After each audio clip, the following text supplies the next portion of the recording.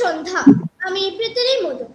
আজকের আন্তর্জাতিক ওয়েবিনারে যুক্ত সকল প্রিয় অংশগ্রহণকারীকে মধুপ্রেমা একাডেমির পক্ষ থেকে জানাই আন্তরিক স্বাগত। আজকের আলোচনার বিষয় ইন্টার রিলেশন বিটুইন নাট্য অ্যান্ড নৃত্য উইথ স্পেশাল রেফারেন্স টু গৌড়ীয় নৃত্য, অর্থাৎ নাট্য ও নৃত্যের আন্তঃসম্পর্ক, বিশেষত গৌড়ীয় নৃত্যের প্রকৃতি। ভারতীয় সংস্কৃতির নাট্য ও নৃত্য আমাদের ঐতিহ্য, নান্দন তত্ত্ব ও আধ্যাত্মিক ভাবনার গুরুত্বপূর্ণ প্রকাশ, আর গৌড়ীয় নৃত্য বাংলার সমৃদ্ধ সংস্কৃতি ঐতিহ্যের এক অনন্য ধারণ। আজকের এই গুরুত্বপূর্ণ বিষয় নিয়ে আমাদের সঙ্গে রয়েছেন একজন বিশিষ্ট শিক্ষাবিদ, আন্তর্জাতিকভাবে স্বীকৃতি Gaudiya Nritya exponent, performer and researcher professor Moha Mukherjee, former professor and dean, faculty of fine arts, Rabindra Bharati University. তার জ্ঞান, গবেষণা ও দীর্ঘ শিল্প সাধনা আমাদের আজকের আলোচনাকে নিঃসন্দেহে সমৃদ্ধ করবে। তাকে জানাই আন্তরিক শ্রদ্ধা ও সাদর অভ্যর্থনা। এবার আমি প্রফেসর মোহা মুখার্জিকে তার মূল্যবান বক্তব্য উপস্থাপনের জন্য আন্তরিকভাবে আমন্ত্রণ জানাচ্ছি। ধন্যবাদ।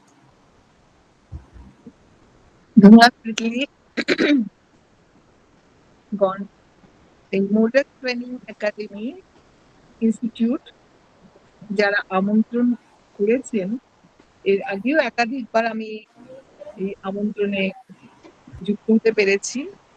আমি অত্যন্ত আনন্দিত এবং সম্মানিত বোধ করছি। ভালো লাগছে যে দেখি তারা প্রতিনিয়তই নানা ধরনের বিষয় নিয়ে আলোচনা চক্রের আয়োজন করেন। তো আমার বিষয় এখানে নৃত্য, এবং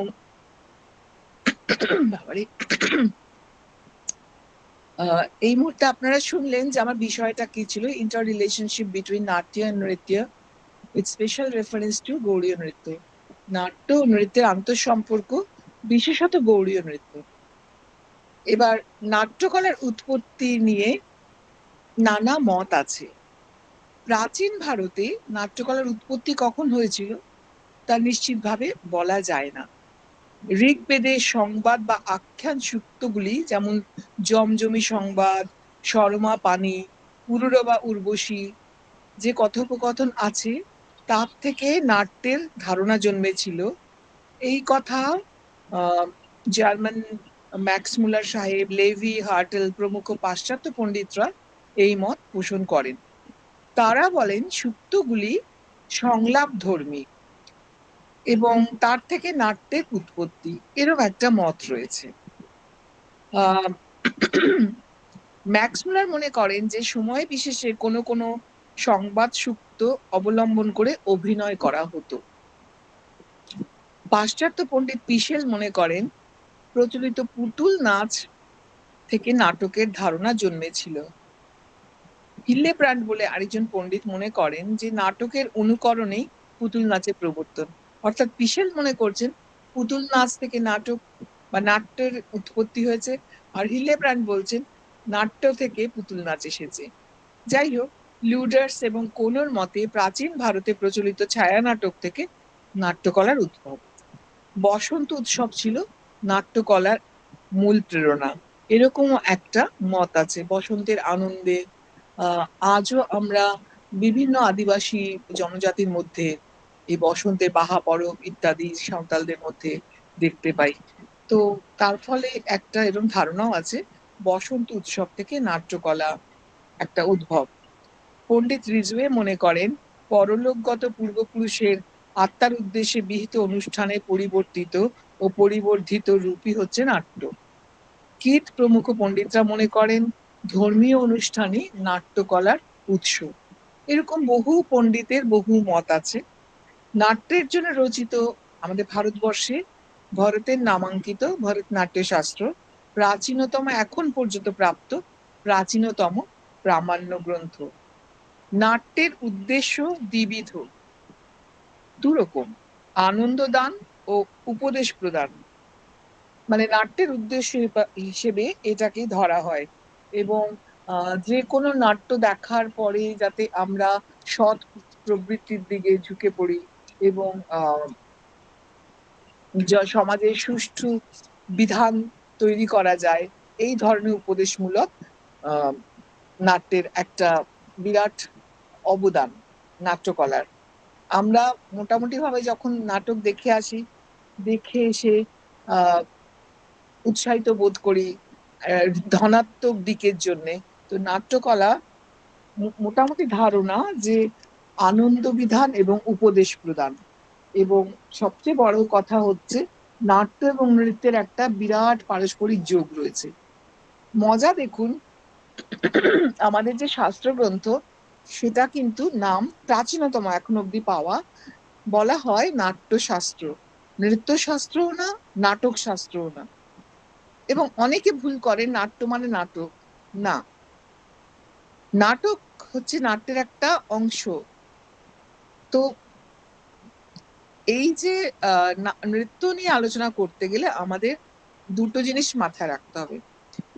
নর্তন ভেদ বা নটন ভেদ, অর্থাৎ নাচের মূল নটন ভেদ বা তিনটে ভাগ: নৃত্য NRITTA, নৃত্য NRITYA, আর নাট্য NATYA।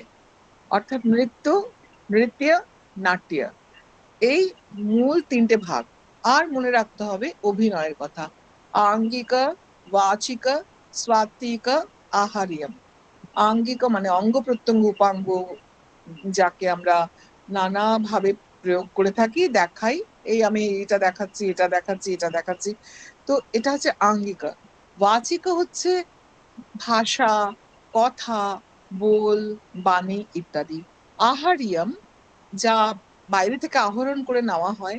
আজকের আহার্যম আমার এই মোবাইল, হ্যাঁ, আজকের আহরণ আমার এই পোশাক রূপসজ্জা, মঞ্চের আহার্য আরেক রকম, হারমোনিয়াম, তবলা সব কিছু আহার্যমের মধ্যে পড়ে। আর স্বাত্বিক হচ্ছে মনের শুদ্ধ সত্য ভাব, যেটা দিয়ে আমি নিজেকে প্রস্ফুটিত করি, দর্শকের কাছে পৌঁছে দিতে চাই। আমি আমার বক্তব্য বা যে কোনো নাট্যের যিনি প্রধান, তিনি তার অভিনয় কলার মাধ্যমে তার পাত্রপাত্রীকে নিয়ে পৌঁছে দিতে চান। সেটাই হচ্ছে স্বাত্বিক অভিনয়, মানে মনের শুদ্ধ সত্য ভাব নিয়ে। তো নর্তনং ত্রিবিধং নাট্যং নৃত্যং নৃত্যমেতি ক্রমাৎ। শাস্ত্রে বলছে নর্তনং ত্রিবিধ, নাট্যং নৃত্য নৃত্যমেতি ক্রমাৎ। আমি আগেই আলোচনা করলাম নৃত্য, নৃত্য, নাট্য। এবার সঙ্গীত সার সংগ্রহ, অষ্টাদশ শতকে নরহরি চক্রবর্তীর লেখা, বিশাল প্রাজ্ঞ ব্যক্তিত্ব। তিনি তিনটে খুব গুরুত্বপূর্ণ বই লিখেছেন: শ্রী শ্রী ভক্তি রত্নাকর, আহ এবং এই সঙ্গীত সার সংগ্রহ। আর এছাড়াও আরো প্রচুর বই লিখেছেন, তার মধ্যে এই দুটো অত্যন্ত গুরুত্বপূর্ণ গৌড়ীয় নৃত্যের জন্য। এই সঙ্গীত সার সংগ্রহে বলছে, গাত্র বিক্ষেপ মাত্রান্ত সর্বাভিনয় বর্জিতম আঙ্গিকোক্ত প্রকারেণ নৃত্যং নৃত্যবিদ বিদু। অর্থাৎ অঙ্গাভিনয় কথিত অনুসারে সর্বপ্রকার অভিনয় থাকবে না, শুধুমাত্র সবিলাস অঙ্গচালনা, গাত্র বিক্ষেপ এবং আলংকারিক, হ্যাঁ, আমি এই মুদ্রা করছি, এই মুদ্রা করছি, অর্থ ছাড়া সৌন্দর্য বৃদ্ধির জন্য, তাকে বলা হয় নৃত্য। তালের সঙ্গে সবিলাস অঙ্গচালনা। আর নৃত্য দেশ রীত্য প্রীতিত যস্তাল মনালয়া শ্রিত সবিলাসঙ্গ বিক্ষেপ নৃত্যমিত্যু উচ্যতে বুধৈ।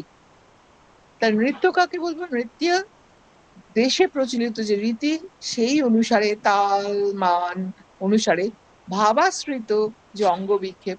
আমি একটা ভাব নিয়ে নাচ করছি, আগেরটা ধরুন করলাম ঝাঁক ঘেনে ঝেড়ে ঘেনে যা, তাক ঘেনে তেরে ঘেনে তা, মানে ছাড়া অঙ্গ বিক্ষেপ। আর এবার আমি করছি ধরুন আকাশ ভরা সূর্য তারা, তাহলে আমি অর্থকে প্রকাশ করে করছি, এটাকে বলে ভাব অভিনয়ের সঙ্গে, এটাকে বলে নৃত্য। আর নাট্য হচ্ছে যেখানে পুরাণ কথার পূজনীয় প্রয়োগ, মানে গল্পকে যেখানে দেখানো হয়। নাট্যের মধ্যে নৃত্য থাকবে, নৃত্য থাকবে, গান থাকবে, বাজনা থাকবে, গল্প থাকবে, ডায়লগ থাকবে, তাকে বলা হয় নাট্য। মানে অনেক সময় ভুল করে, নাটক মানে নাট্য, দেখবেন অমুক নাট্য সংস্থা। না, নাট্য হচ্ছে একটা বৃহৎ, তার 10টা যে বিভাগ, তাকে রূপক বলে, সেটাকে বলা হয় নাট্য। এই নাট্য বলছেন যে এটা অবস্থানুকৃত, মানে নানা অবস্থা ভেদে আঙ্গিক অনুকরণ করে বাক্যার্থ বিনয়কে ব্যঞ্জনাকে নাট্য বলে পণ্ডিতরা বলে থাকেন।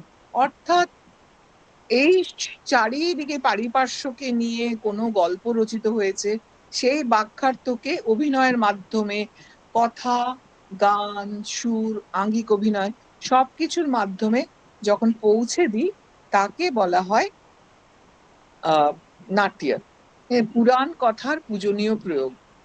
জগৎ গতিশীল, অতএব জাগতিক জীব মানুষের বাতাবরণ ও পরিবেশ পরিবর্তনের সঙ্গে সঙ্গে যুগে যুগে তার আশা আকাঙ্ক্ষা ভাব ভাবনা, তার প্রকৃতি ও প্রবণতা, এক কথায় তার সমগ্র মানসিকতার পরিবর্তন অনিবার্য।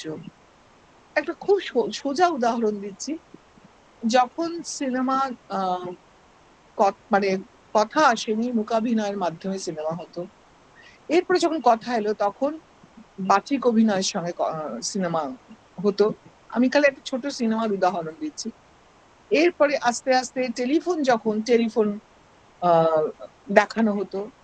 এরপরে সিনেমাতে দেখছি মোবাইল যখন এলো দেখানো হচ্ছে। অর্থাৎ প্রতি মুহূর্তে পরিবর্তনশীল, চারিদিকে বস্তুকে নিয়ে একটা কাব্য, একটা কথা, একটা গল্প যা পরিবেশনা হয়। আমি যে রামায়ণের নাচ করি, আমি সীতাহরণ দেখাতে চাচ্ছি, তখন পুষ্পক রথে রাবণ আসছেন। অর্থাৎ সেই সময় উপযোগী যেটা দেখানো হচ্ছে বাতাবরণ, তাকে নিয়ে গল্প কাহিনী। আজকের যুগে আমি যদি দেখাতে চাই কোনো হরণ, তখন কি দেখো, বাসে করে এক গুন্ডা এলো, এসে ধরে নিয়ে চলে গেল। তো প্রতি মুহূর্তে এই ধরনের পরিবর্তন তার পারিপার্শ্ব নিয়ে চলতে থাকে। এইভাবেই এই সাহিত্যকে স্বীকার করে নিয়েছে বলে, বিশেষত নাট্য সাহিত্যে যদি স্বীকার না করে নিত তাহলে তা অবাস্তব, অচল হয়ে যেত। এই পরিবর্তনকে নাট্য সাহিত্য সবসময় স্বীকার করে নিয়েছে এবং তা বিবর্তনের সঙ্গে সঙ্গে এগিয়ে চলেছে। ভারতীয় নাট্য সাহিত্য এই সত্যকে স্বীকার করে নিয়েছে বলেই সংস্কৃত নাট্য আশ্রিত আমাদের শাস্ত্রীয় নৃত্য কলাগুলি নাট্য বেদাশ্রিত তথা লোকবেদ বা লোকাশ্রিত। মানে এই তার ফলে লোক যা অনুকরণ করে, প্রকৃতিকে দেখে যা উপলব্ধি করে, তাকে আত্মস্থ করে, তাকে তা প্রকাশ করে। এই তাই লোকাশ্রিত, লোকবেদ এবং এই নাট্য শাস্ত্র গ্রথিত করেছে। তার চতুর্থ অধ্যায় রয়েছে তাণ্ডব লক্ষণা, মানে নৃত্য। তাহলে আমরা নৃত্য শাস্ত্র বলছি না, আমরা কিন্তু নৃত্যের শাস্ত্র বলছি, আমরা নাট্যশাস্ত্র। অর্থাৎ তার মধ্যে নৃত্য রয়েছে, তার মধ্যে বাচিক রয়েছে, তার মধ্যে ভাষা রয়েছে, তার মধ্যে বাজনার কথা রয়েছে, তার মধ্যে গতিভেদ রয়েছে, রাজা কি করে চলবে, রানী কি করে চলবে, কোনো দাসী কি করে চলবে, কোনো কৃতদাস কি করে চলবে, এই সমস্ত ব্যাখ্যা করা আছে নাট্যশাস্ত্রের মধ্যে। এবং এইগুলোই প্রযোজ্য হচ্ছে আমাদের নাচে। হ্যাঁ, তো আহ ভারতীয় দৃশ্যকাব্য অর্থাৎ নাট্যের 10টি রূপ। নাট্য মানে তাকে রূপক বলা হয়, দশরূপক, খুব গুরুত্বপূর্ণ। রূপক মানেই কিন্তু আসলে নাট্য। এবং এই দশরূপক নাটকং সপ্রকরণং ভান প্রহসনং ভীম ব্যয়োগ সমবকার বিত্থ অঙ্ক ইহা মৃগ ইতি। অর্থাৎ না 10টা রূপক বা নাট্য হচ্ছে নাটক, প্রকরণ, ভান, প্রহসন, ডিম, ব্যয়োগ, সমাবকার, বিথি, অঙ্ক, ইহামৃগ। এই 10 রকম হচ্ছে রূপক বা নাট্য। আর এগুলো ভীষণ গুরুত্বপূর্ণ। এছাড়া এটা নাট্যশাস্ত্রে 10টি রূপকের কথা বলা হয়েছে। এই 10টি রূপককে নিয়ে দশম শতকে ধনঞ্জয় বিরাট, ধনঞ্জয়ের দশরূপক বিখ্যাত। মানে অনেকে আমরা ভেবেই থাকি ধনঞ্জয় হয়তো দশরূপক তৈরি করেছেন। আসলে দশরূপক যিনি মানে প্রথম প্রকাশ করেছেন তিনি হচ্ছেন ভরতমুনি তার নাট্যশাস্ত্রে, আর তার টিকাকার হচ্ছেন ধনঞ্জয়। এবং পরবর্তীকালে আমরা আরো অষ্টাদশ উপরূপক অর্থাৎ ক্ষুদ্র ক্ষুদ্র নাট্য উপরূপক পেলাম, রূপক তুল্য বা রূপক সমীপে, তাই উপরূপক। যেমন নাটিকা, প্রকরণিকা, ত্রোটক, শিল্পক, হল্লীশক ইত্যাদি, এরকম অষ্টাদশ। তাহলে আমরা মোট নাট্যে পাচ্ছি একদিকে 10 রূপক, আর উপরূপক হচ্ছে 18 রকম। নাট্য সম্পর্কে প্রাচীন কাল থেকে নানা অভিমত আছে। একটা ভীষণ সুন্দর, না তজ্জ জ্ঞান না তৎ শিল্পং না সা বিদ্যা না সা কলা না সা যোগ না তৎ কর্ম নাট্যে अस्मिन জন্য দৃশ্যতে। এমন কোনো জ্ঞান, শিল্প, কলা, বিদ্যা, যোগ বা কর্ম নেই যা নাট্যে দেখা যায় না বা পাওয়া যায় না। অর্থাৎ নাট্যের মধ্যে সব নিহিত রয়েছে। মানে মহাভারতকে যদি পুরো বিশ্লেষণ করা যায়, দেখা যায় তাতে সব রয়েছে। এবং আজ থেকে 2500 বছর আগে যা বলে গেছে, আজও কিন্তু সেই ঘটনাই ঘটে চলেছে। তাই বলছে যে নাট্যের মধ্যে জ্ঞান, শিল্প, কলা, বিদ্যা, যোগ বা কর্ম সব ব্যাখ্যাত আছে। নাট্যে যা দৃষ্ট হয় না, পাওয়া যায় না, এরকম কোনো বিষয় নেই। এবং মহাকাব্য দুটো বিশাল নাট্য, রামায়ণ মহাভারত, এদিকে ইলিয়াড ওডিসি, এখন তো ওডিসি সিনেমাটাও এসছে, দুর্ধর্ষ। নাট্য নৃত্যে উভয় ক্ষেত্রে অভিনয়ভেদ 4 রকমই, আগেই বলেছে, আঙ্গিকা, বাচিকা, স্বাত্বিকা, আহার্য। এবার নাট্য এবং নৃত্যের সমতা বিষমতা। সমতা হচ্ছে উভয় ক্ষেত্রে বাক্যের গুরুত্ব অপরিসীম। মানে আমি যেমন বললাম আঙ্গিকা, বাচিকা, স্বাত্বিকা, আহার্যম। আঙ্গিক মানে অঙ্গ প্রত্যঙ্গ উপাঙ্গের সঞ্চালনা। বাচিকা মানে বচন, সাহিত্য, কথা ইত্যাদি। আর আহার্যম সমস্ত রূপসজ্জা, বেশভূষা, আমি যা কিছু মঞ্চে পরিবেশন করব, হারমোনিয়াম, তবলা, যা কিছু লাগবে সব কিছু পাশে আছে। আহার্যম আলো ইত্যাদি, ধ্বনি, প্রক্ষেপণ যন্ত্র। আজ স্বাত্বিকা তো মনে শুদ্ধ সত্য ভাব। এবার মজা হচ্ছে, যখনই আমার ক্লাসে ছাত্রছাত্রীকে জিজ্ঞেস করতাম আঙ্গিকা, বাচিকা, স্বাত্বিকা, আহার্যমের মধ্যে কোনটা সবচেয়ে গুরুত্বপূর্ণ, মোটামুটি ভাবে সবাই খালি বলতো আঙ্গিকা। সবাই। আমি মানে আমি কিছুতে সহমত হতে পারতাম না। আমি বললাম, দেখো, আমি সহমত নই, সহমত নই। তখন কিন্তু আমি নাট্যশাস্ত্র এগুলো পড়িনি, জানতাম না। আমার নিজের মনে হতো, কারণ আমি নৃত্যের তালে তালে নাচছি, নটরাজের নাচ, তখন কখনো এরকম করে দাঁড়াবো না নৃত্যের তালে তালে হে নটরাজ। আমি দাঁড়াবোই নটরাজ করে। তাহলে বাচিকের উপর দাঁড়িয়ে আছে আঙ্গিক। এবার আমি যখন নটরাজ নাচতে যাব, আমার রূপসজ্জা, বেশভূষাও সেরকম একটা হবে। এবং মনে শুদ্ধ সত্য ভাব, নিশ্চয়ই সীতার মতো ভাব নিয়ে নাচবো না, আমার তখন নটরাজের মতো করতে হবে। আমার নিজের ব্যক্তিগত ভাবে মনে হতো যে বাচিকটা হচ্ছে সবচেয়ে গুরুত্বপূর্ণ, মূল প্রাণ কেন্দ্র। তার উপর দাঁড়িয়ে আছে আঙ্গিক, তার উপর দাঁড়িয়ে আছে আহার্য, তার উপর দাঁড়িয়েছে স্বাত্বিকা ভাবা। তো যখন ক্লাসে বলতাম, তখন স্টুডেন্টরা তখন বলছে, আমরা দেখো, আমি কিন্তু খুব লিবারেল মাইন্ডেড, তোমরা আমাকে কনভিন্স করো যে না, বাচিক গুরুত্বপূর্ণ নয়, আঙ্গিক আমি কিন্তু যদি করতে পারি মেনে নেব, কিন্তু আমার মনে হয় বাচিক। মানে এটা অনেক আগের কথা বলছি। তারপরে একদিন আমি নাট্যশাস্ত্র পড়তে গিয়ে দেখছি, ও মা, পঞ্চদশ অধ্যায় বলছে বাক্যের গুরুত্ব সবচেয়ে অপরিসীম।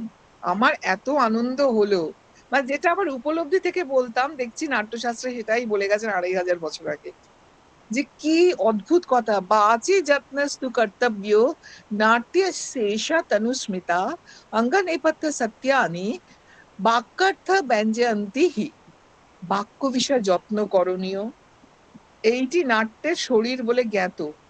এটাই নাট্যের মূল শরীর। অঙ্গ, সজ্জা, সত্য বাক্যার্থকে ব্যক্ত করে। মানে এটা আমি আন্দাজেই বলতাম, অঙ্গ মানে আঙ্গিক অভিনয় বাক্যার্থকে ব্যক্ত করছে, সজ্জা, রূপসজ্জা, আহার্য বাক্যার্থকে ব্যক্ত করছে, সত্যভাব, মনে শুদ্ধ সত্যভাব বাক্যার্থকে ব্যক্ত করছে। সেদিন না মনে হলো আর্কিমিডিস, ইউরেকার মতো। মানে যেটা আমার নিজের উপলব্ধি থেকে বলতাম ব্যবহারিক জীবনে, আমি সেটা দেখছি লিখিত আকারে ভরতমুনি বলে গেছেন। তখন আমার এত আনন্দ হলো। তো এই নাট্যশাস্ত্রে দুর্ধর্ষ বলছে যে বাক্য অপেক্ষা অধিকতর গুরুত্বপূর্ণ আর কিচ্ছু হয় না। না, না, না। সাংঘাতিক। মানে এই এক বাক্য দিয়ে আমি আমার পুরো পরিবেশকে পরিবর্তন করে দিতে পারি, আমি আমার পুরো মনোনিবেশ সহকারে নিজেকে উজাড় করে দিতে পারি। বাক্যই হচ্ছে মূল প্রাণকেন্দ্র। নাট্য কথার অর্থ আমি আগেই বলেছি, নাট্যং তন্নাটকং চৈব পূজ্যং পূর্ব কথায়ুতম, অর্থাৎ প্রাচীন কথা বা কাহিনীর যথাযথ প্রয়োগ হচ্ছে নাট্য। এইটা অত্যন্ত গুরুত্বপূর্ণ। আমরা যখনই মঞ্চে কিছু দেখি, এই কিছুদিন আগে কালকেই দেখলাম গিয়ে একটা নতুন প্রয়োগ, খুব ভাল লাগলো দেখে, চণ্ডালিকা মাইমে। অদ্ভুত, খুব ভাল লাগলো। যোগেশ মাইমে একাডেমিতে যোগেশ দার কন্যা প্রকৃতি, সে তার সমস্ত দলকে নিয়ে করেছে, খুব ভাল লাগলো।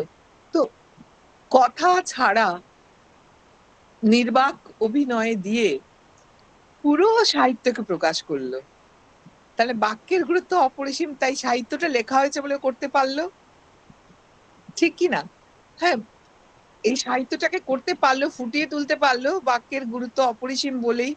নইলে তো হতো না, নইলে কিছুই বুঝতাম না, যে একটা কেউ এসে এরম করে গেল এরম করে গেল, মানেই হতো না। তাহলে মানেটা করতে গেলে, এমনকি যখন আমরা গুহা চিত্র দেখি, তাহলে গুহা চিত্র দেখে আমরা কিন্তু, সেটা তো নিঃশব্দ বাচিক। গুহা চিত্র দেখছি, তীর ধনুক দিয়ে মারছে এবং বলগা হরিণ এরকম পোশাক পরে আছে, তাকে মারা হচ্ছে। তার মানে সে একটা নাট্যের উপাদান আমাদের দিচ্ছে। সেই সময় শিকার করতো এবং তখন বলগা হরিণের পোশাক পরে লুকিয়ে লুকিয়ে যেত গুহাবাসী মানবরা। কেন তারা লুকিয়ে যেত? যাতে হরিণটা ভাবে এ একটা হরিণ, আমাকে কিন্তু এই গল্পটা দিচ্ছে। মানে বাচিকের গুরুত্ব অপরিসীম। মানে এটা কোনো রকমে আহ অস্বীকার করা যাবে না। এবং যেদিন আমি এটা মানে লিখিত আকারে পেয়েছি, আমার যে সেদিন কি আনন্দ হয়েছে, এটা না, এই কাউকে আমি ভাগ দিতে পারবো না। এই আনন্দটা অনাবিল আনন্দ। নাট্যশাস্ত্রকে পঞ্চম বেদ বলে আমরা জানি। ঋক, সাম, যজুর, অথর্ব থেকে সমস্ত আহরণ উপাদান নিয়ে, ঋক থেকে পাঠ, সাম থেকে গান, হ্যাঁ, অথর্ব আহ যজুর থেকে ভাব, অথর্ব থেকে রস নিয়ে পঞ্চম বেদ তৈরি করলেন ব্রহ্মা। তো এই নাট্যশাস্ত্র 328 শ্লোকে সমাপ্ত যে তাণ্ডব লক্ষণম চতুর্থ অধ্যায়টা আছে, তাতে পুরোপুরি নৃত্যের বর্ণনা আছে। এই আগেই বললাম নৃত্যশাস্ত্র বলে করা হয়নি, নাট্যশাস্ত্র বলে, তার মধ্যে নৃত্যের বর্ণনা আছে। অর্থাৎ পরস্পর একটা বিরাট আন্তঃসম্পর্ক যুক্ত। এবং নাট্যশাস্ত্র অনুসারে নাট্যাভিনয়ের পূর্বে অনুষ্ঠিত হতো নৃত্য, গীত, বাদ্যযুক্ত একটা পবিত্র মাঙ্গলিক একটা অনুষ্ঠান, তার নাম পূর্বরঙ্গ, যেটা এখনো আমাদের ট্রাইবালদের মধ্যে দেখা যায়। এমনকি আমাদের কীর্তনের আসরে গেলে আগে দেখা যায় কীর্তনে শ্রীখোলকে প্রণাম করছে, করছে, রাগ রাগিনী আগে গাওয়া হচ্ছে। যে রাগে কীর্তনটা করা হবে তার আগে রাগকে প্রণাম জানিয়ে, শ্রদ্ধা জানিয়ে করা হচ্ছে। মাঙ্গলিক উপাচার, এগুলোকে পূর্বরঙ্গ বলা হতো। পূর্বরঙ্গ 19টি ভাগে বিভক্ত: অন্তর্জবনিকা, বহির্জবনিকা, পর্দার পেছনে, পর্দার সামনে। সেটা নিয়ে আলাদা পূর্বরঙ্গের আলোচনা বিশাল, সেটা নিয়ে যাচ্ছি না, আমি খালি সংক্ষেপে ছুঁয়ে যাচ্ছি। তো আহ এই যে চলতে লাগলো, চলতে চলতে চলতে চলতে আজকের যুগে যখন আসছি, আজকের যুগে গিয়ে এই নাট্যগুলো মানে সমস্তই প্রাচীনকাল থেকে চলে এসেছে। কিন্তু ডক্টর সচিদানন্দ মুখোপাধ্যায় বলছেন, ঊনবিংশ শতাব্দীর পর থেকে আমি বাংলাতে ঢুকছি, বঙ্গ সাহিত্যের নাট্য রচনা সেইভাবে না হওয়ার অনেক কারণ আছে। তার কয়েকটা তিনি সূত্রাকারে বলছেন, সূত্রাকারে বিস্তারিত আলোচনা করেছেন। এক, রাজধর্মে ইসলাম ও পরবর্তীকালে ব্রিটিশ রাজত্বে অভিনয় বিশেষত গ্রামীণ নাট্য বিমুখতা। মানে আমরা নগরবাসী হতে শুরু করলাম, গ্রামীণ নাট্যের প্রতি উদাসীন হতে রাখলাম। দুই, জাতীয় জীবনে চাঞ্চল্য স্বাভাবিক, আমরা পরাধীন হলে পরে মনের মধ্যে বিপ্লব জাগে, তো চঞ্চলতা জাগে, চাঞ্চল্য, ভয়, অবসাদ, অনিশ্চয়তা সাংঘাতিক। আমাদের মন্বন্তর গেছে, আমাদের দুর্ভিক্ষ গেছে, তারপরে মগদের হানা, বর্গীদের হানা, মারাঠি, তো দুর্ভিক্ষ, মন্বন্তর, এগুলো নিয়ে আমাদের জাতীয় জীবন বাঙালির চাঞ্চল্য, ভয়, অবসাদ। বিশাল নাম করা, আজকে তিনি পৃথিবীতে নেই, উনি কারমাইকেল প্রফেসর ছিলেন, প্রফেসর বি এন মুখার্জি। বিশাল ইতিহাসবিদ ব্রতীন্দ্রনাথ মুখোপাধ্যায় পৃথিবীতে 3জন খরষ্টি লিপি কনিষ্ক লিপি পড়তে পারতেন, তার মধ্যে উনি একজন। উনি শঙ্খলিপি উদ্ধার করেছেন, অসম্ভব ভালোবাসতেন। আমাকে বলছেন, মহুয়া, এই গৌরীয়র জন্য ওনার সঙ্গে যোগাযোগ হয়েছিল। তা আমাকে বলছে, মহুয়া, দক্ষিণবঙ্গ শ্মশান হয়ে গেল। কেন হলো বলতো? পর্তুগিজ, দিনেমার নানা আক্রমণ, অত্যাচার, মগদের আক্রমণ, বর্গীদের আক্রমণ, 1600 শতাব্দী। তার আগে পর্যন্ত সাউথ ইস্ট এশিয়ার সঙ্গে বাংলার বিরাট নিবিড় যোগাযোগ ছিল। সেটা না কম্বোডিয়া, কম্বোজ নাম, কম্বো মানে গলা, শঙ্খের মতো গলা, যা কম্বুকণ্ঠ, হ্যাঁ, কম্বোডিয়া। এই ইন্দোনেশিয়া, মালয়েশিয়া এর সঙ্গে দক্ষিণ মানে বাংলার বিরাট যোগাযোগ ছিল। কিন্তু 1600 শতকের পর থেকে বাংলা পেছিয়ে গেল। দুর্ভিক্ষ, মন্বন্তরে দেশ একবারে সাংঘাতিক অবস্থা। ইবন বতুতা বলছেন তখন এক একটি মেয়েকে বিক্রি করা হতো, 11 টাকায় পাওয়া যেত, হ্যাঁ, তখনকার দিনের।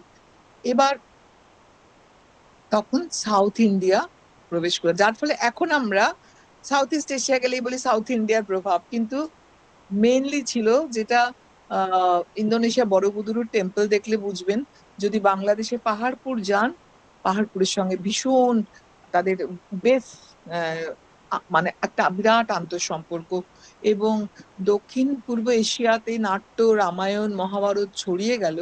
এই যে দক্ষিণ পূর্ব এশিয়াতে এই যে ছড়িয়ে যাওয়া বিরাট ভাবে, অতীশ দীপঙ্কর একটা বিরাট ভূমিকা আছে 10ম শতকের। তারপর আহ ওই সময়কার শৈলেন্দ্র ডাইনেস্টি ওখানকার, তারা এখানে নালন্দা বিশ্ববিদ্যালয়, বালপুত্র দেব এখানে নালন্দা বিশ্ববিদ্যালয় বিশাল জমি দিয়েছেন, 2500 ছাত্রের ছাত্রাবাস করেছিলেন। এই যে আদান প্রদান, অর্থাৎ তার সঙ্গে সঙ্গে আমার কালচারটা যাচ্ছে। এবং সম্রাট অশোকের সময় তার ছেলে এবং মেয়ে মহেন্দ্র এবং সংঘমিত্রা, তারা গেল কোথা থেকে? তাম্রলিপ্ত বন্দর থেকে। আমি পেপারে পড়ছিলাম, আমি সত্যি মিথ্যেটা যাচাই করিনি, জানি না।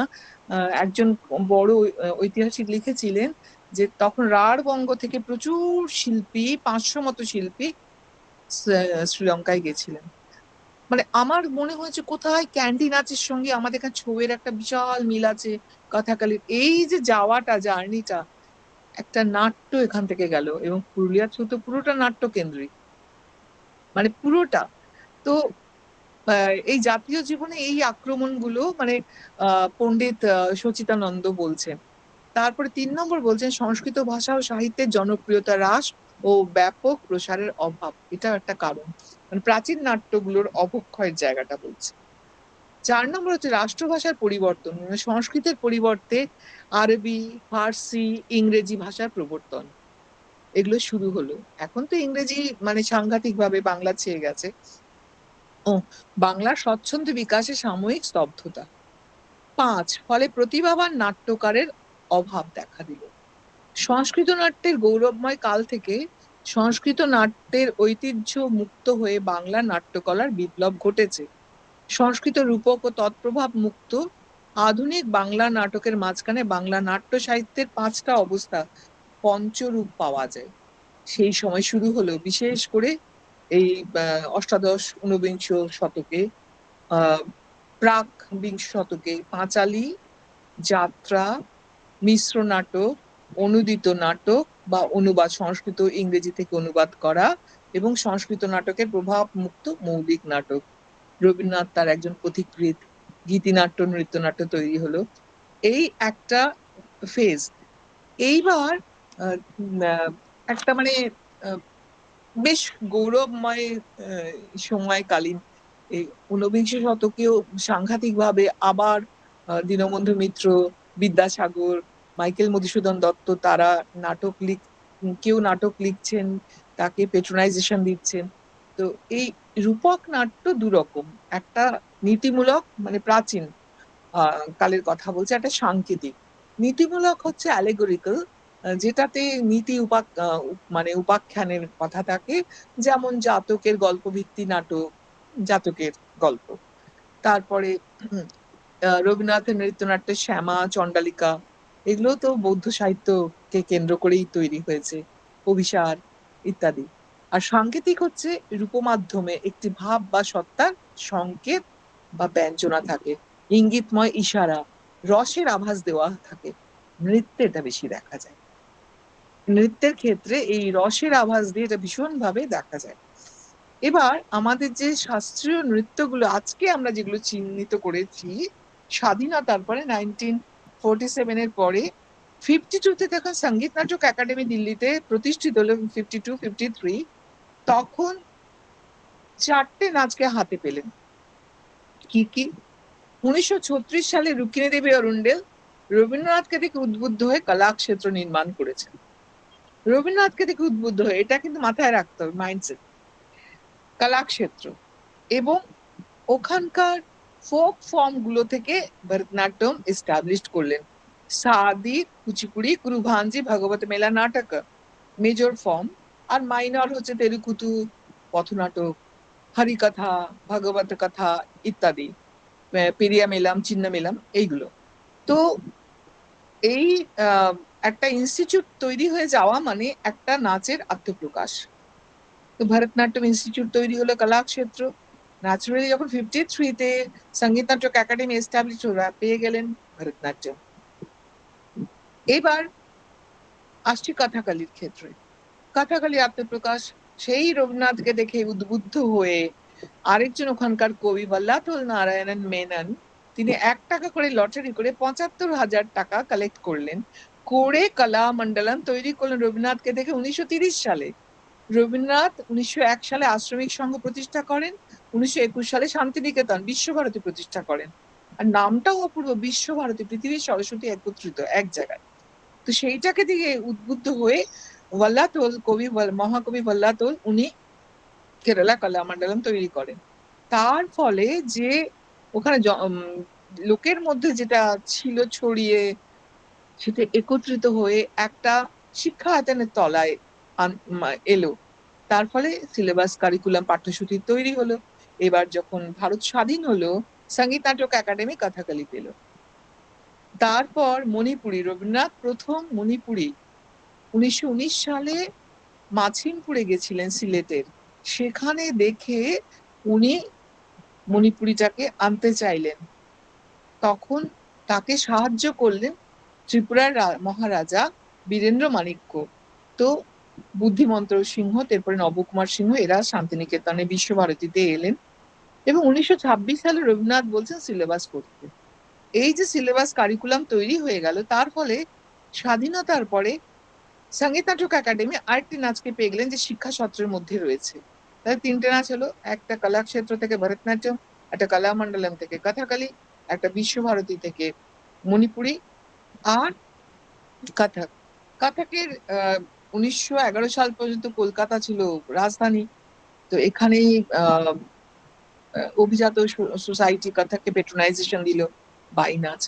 এরপর 1911 সালের পরে 12 সাল থেকে দিল্লি হলো ক্যাপিটাল। তো সেখানেও তখন উত্তর ভারতে এই নাচ কথক। তো ন্যাচারালি এই নাচগুলো প্রথম 4টে স্বীকৃতি লাভ করলো সঙ্গীত নাটক একাডেমি। এরপরে 60s কুচিপুড়ি, এরপরে একে একে একটা। এবার বলি মজার কথা, কোথায় আন্তঃসম্পর্ক তাহলে? ভরতনাট্যম, ভরতনাট্যম তৈরি হয়েছে 4টে যে মেজর ফোক ফর্ম, সেগুলো সব নাট্য। ভাগবত মেলা নাট্য, কুরুভাঞ্জি, এটাও নাট্য, ডান্স ড্রামা। এবার ভগবত মেলা নাটক ছেলেরা করতো, ছেলেরাই মেয়ে সাজতো, ব্রাহ্মণ ছেলে, অন্যরা কেউ করতে পারবে না। ছেলেরাই মেয়ে সাজে, ছেলেরাই ছেলে সাজে, পুরুষ বেশ নেয়, স্ত্রী বেশম নেয়। ভগবত মেলা নাট্য। কুরুভাঞ্জি, কুরুভাঞ্জি হচ্ছে মেয়েরা খালি করে, 4 থেকে 8 জন মেয়েরা করে। কুচিপুড়ি, আজকের কুচিপুড়ি না, যে সোলো মেয়েরা থালার ওপর নাচে, এটা না হলে কুচিপুড়ি হলোই না, এটা 60s তৈরি হয়েছে ফোক থেকে। আমি এই কুচিপুড়ি কথা বলছি না, গ্রামে যে কুচিপুড়ি ছিল 17-18 সেঞ্চুরিতে তৈরি করেছিলেন সিদ্ধেন্দ্র যোগী। তো সেই কুচিপুড়ি কথা বলছি, সেই নাট্য, তার থেকে ভগবতমেলা নাটক হয়েছে। তো এই 3টে নাট্যর ওপর দাঁড়িয়ে ভরতনাট্যম তৈরি হলো। এইখানে আন্তঃসম্পর্ক নৃত্যের সঙ্গে নাট্যের। এবং কথাকালি, কথাকালি তো পুরোটাই এখনো পুরোটাই নাট্যকেন্দ্রিক, পুরো কথা ছাড়া হয়ই না। যেগুলো আমরা কলকাতায় যে বিক্ষিপ্ত একটা দুটো নাচ দেখি, তোড়েয়াম হ্যানা ত্যানা, এগুলো সমস্ত পর্দার পিছে হতো। মেন হচ্ছে গল্প কাহিনী আশ্রিত। তো কথাখালি কুডিয়াট্টম, অষ্টাপদী আট্টম, বাংলার গীতগোবিন্দ।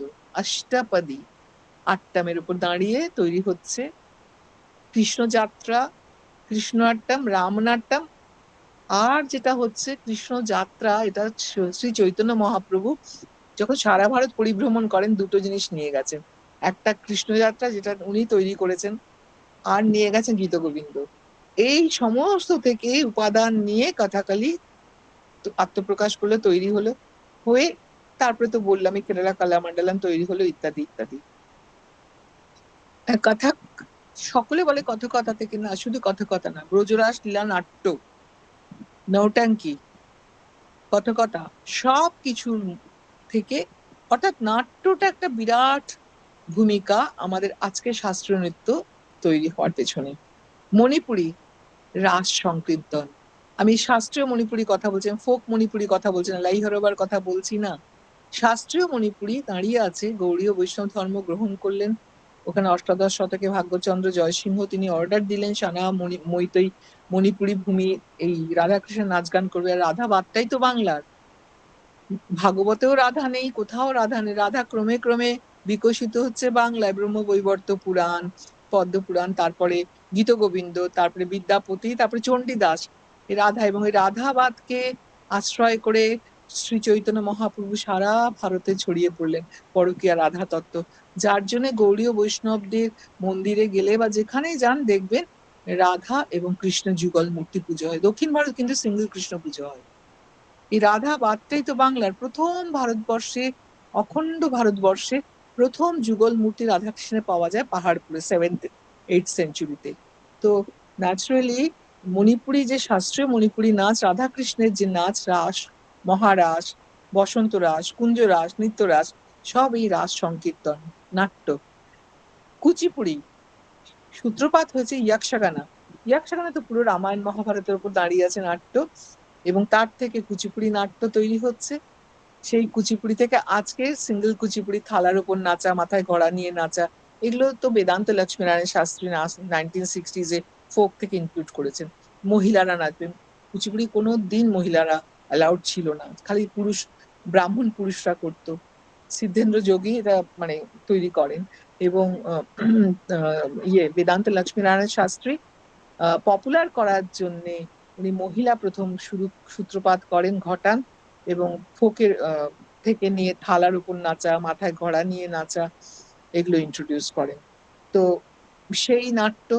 আচ্ছা, ওড়িশি, ওড়িশি মাহারি নৃত্য, মাহারি নৃত্যকে ঢেলে সাজান চৈতন্য পার্ষদ রায়া রামানন্দ, জগন্নাথ বল্লভ নাটক।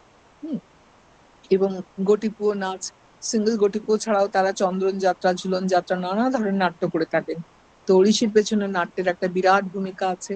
মোহিনী আট্টম, নাঙ্গিয়ার কুথু, গীত গোবিন্দ পরোক্ষভাবে। হ্যাঁ, নাঙ্গিয়ার মানে ব্রাহ্মণ মেয়েরা ওখানে পড়তো, চাকিয়ার মানে ব্রাহ্মণ ছেলেরা কথকতা নাচ গানের সঙ্গে নাট্য পরিবেশনা করতো, আর মেয়েরা নাঙ্গিয়ার কুথু, অর্থাৎ মেয়েরা, তারা নাচ গান নাটক কথকতার সঙ্গে করতো। তো এইগুলো থেকে আজকের মোহিনী আট্টম। এবং ক্ষত্রিয় আসামের অতি সম্প্রতি এস্টাবলিশড হয়েছে 2000 সালে ক্ষত্রিয়। সেই ক্ষত্রিয় তৈরি হয়েছে অঙ্কীয় নাট, ভাওনা, ওঝাপালি, সব নাট্য থেকে। এবং সবশেষে আসি গৌড়ীয় নৃত্যের কথায়। গৌড়ীয় হচ্ছে কীর্তন, লীলা কীর্তন, পালা কীর্তন, ছৌ আমাদের মূল উপাদান। কীর্তন নৃত্য, ছৌ, নাচনি, নাচনি পুরো রাধাকৃষ্ণ লীলা সম্বলিত যে পালা। হ্যাঁ, এছাড়া মঙ্গল কাব্যগুলো, মনসা মঙ্গল, চণ্ডী মঙ্গল, শারদা মঙ্গল, চৈতন্য মঙ্গল, এগুলো।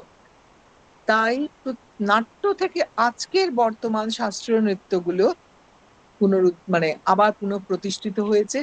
আজকে মঞ্চে একক নৃত্য পরিবেশন করা হয় শাস্ত্রীয় নৃত্যগুলো, কিন্তু তার পেছনে ওতপ্রোতভাবে সম্পৃক্ত আছে নাট্য। অর্থাৎ নাট্য হচ্ছে নৃত্য, গীত, বাদ্য, কাহিনী সম্বলিত একটা পরিপূর্ণ রূপ। আর আমরা শাস্ত্রীয় নৃত্য যারা করি এই নাট্যর উপর আশ্রয় করে সাম্প্রতিক আধুনিক ভারতে প্রাচীনের উপর দাঁড়িয়ে নতুন করে রিকনস্ট্রাক্টেড, পুনরুদ্ধার করে তাকে পুনঃপ্রতিষ্ঠিত করা হয়েছে। এবং সেই পুনরুদ্ধারের ক্ষেত্রে নাট্যের যে কি অসীম ভূমিকা, সেটাই আমি বললাম খুব অতি সংক্ষেপে। আমি এটা ছুঁয়ে গেলাম। এই হচ্ছে নৃত্য এবং নৃত্যের আন্তঃসম্পর্ক।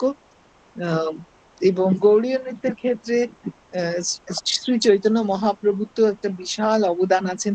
তিনি তো নাট্য করতেন পরিবেশন ভীষণ ভাবে, আদ্যাশক্তি, মহামায়া, লক্ষ্মী, নানা ধরনের অভিনয় করতেন। এমন করতেন যে কখনো শেষ করতে পারেননি, অনেক সময় মূর্ছা গেছেন, সাত্ত্বিক ভাবে, অষ্টসাত্ত্বিক ভাব মূর্ছা, মানে এইরকম জায়গায় চলে গেছেন, এই নাট্য পুরো সম্পন্ন করতে পারেননি। এবং রামায়ণে উনি হনুমানের রোল করেছেন সাংঘাতিক ভাবে, কাহারে রাবণ বলে হাস্যরসের অবতারণা। তো আহ মানে শ্রী চৈতন্য মহাপ্রভু নাট্যের একজন মানে বিশাল গুরুত্বপূর্ণ মুখ্য চরিত্র।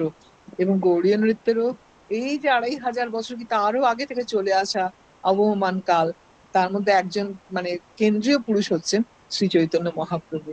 তো নাট্যের সঙ্গে নৃত্যের খুব সংক্ষেপে আলোচনা করলাম, একটা বিরাট সাযুজ্যতা, সম্পৃক্ততা রয়েছে।